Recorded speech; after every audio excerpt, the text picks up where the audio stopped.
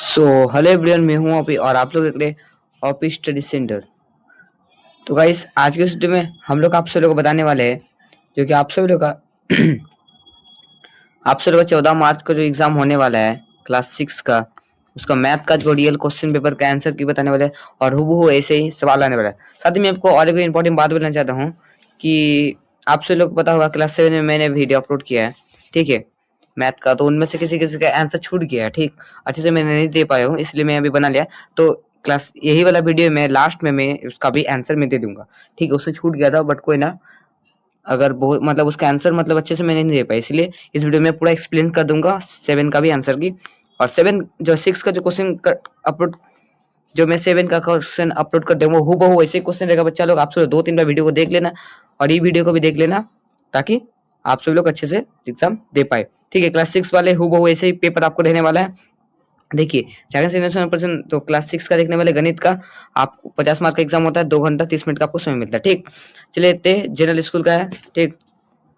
चलिए देखिए, यहाँ पे आपका अपना नाम लिखना पड़ता है, वर्ग क्रमांक लिखना पड़ता है, विद्यालय का नाम लिखना पड़ता है, दिनांक और मूल्यांकन का हस्ताक्षर प्रतांक, ठीक। चलिए देखिए, क्लास 6 का जो हूबहू ऐसे सवाल देने वाला जो मैं आपको दिखाने वाला हूँ। देखिए, पहला सवाल आप सभी लोगों को पूछा गया है कि 25 + 37 कितना होता है। 25 + 37 आप सब लोग टोटली यहाँ पे काउंट कर सकते हैं कितना हो सकता है, ठीक।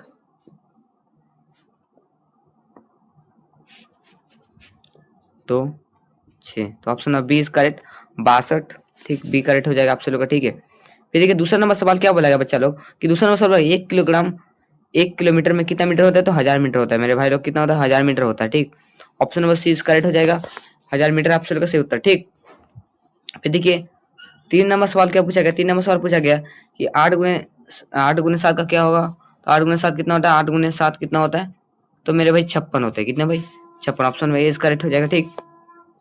चौथा नंबर सवाल देखते हैं क्या बोला गया है कि 1/2 + 1/2 का मान क्या, 1/2 1 निकालेंगे तो इसका लॉस निकलेगा 2 का, तो 2 ही निकलेगा, तो 1 गुने 1 प्लस 1 गुने 1 इज इक्वल टू 1 + 1/2 प्लस है, ठीक है। तो 2/2 तो कट गया, 1 आ जाएगा आंसर, तो सही उत्तर आपका ये होगा सही उत्तर, ठीक। देखिए देखिए एवरीवन, ठीक, 1 हो जाएगा सही उत्तर। फिर देखिए एवरीवन 5 नंबर सवाल बोला गया कि त्रिभुज में कितने कोण होते हैं, तो त्रिभुज देखिए मैं आपको बता, त्रिभुज जो है इस प्रकार का होता है त्रिभुज में, ठीक। और त्रिभुज में रहा 1 कोण 2 कोण 3 कोण, जैसे ए बी सी, ठीक। तो 3 कोण होते हैं, 1 कोण 2 कोण 3, option number A is correct, ठीक।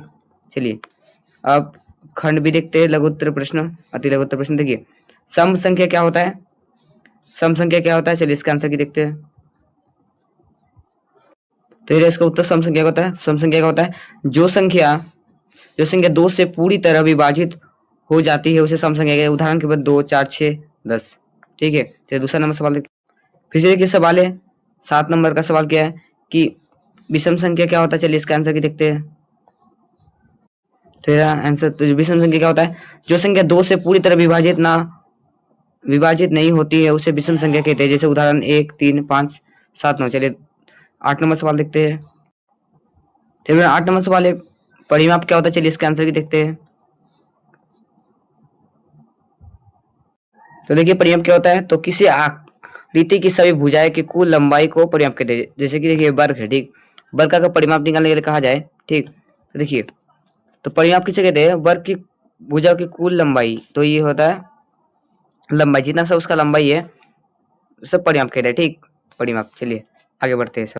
तो परिमाप क्या होता है मैं आपको और एक बार अच्छे से एक्सप्लेन करता हूं। तो परिमाप होता है, देखिए बोले कोई भी आकृति का किनारा का जोगफल को परिमाप कहते हैं। कोई भी किनारा का जोगफल को, मतलब जो इधर है किनारा, ठीक, उसका जोगफल को क्या कहते हैं, परिमाप कहते हैं। क्षेत्रफल किसे कहते हैं, क्वेश्चन में है तो कोई भी आकृति का अंदर वाला जो स्थल है उस वो होता है क्षेत्रफल, बाहर वाला किनारा वाला क्या होता है, वो होता है परिमाप, ठीक है बच्चा लोग। चलिए 9 नंबर सवाल देखते थे। 9 नंबर सवाल क्या पूछा गया कि भिन्न क्या होता है, चलिए इसका आंसर की देखते हैं।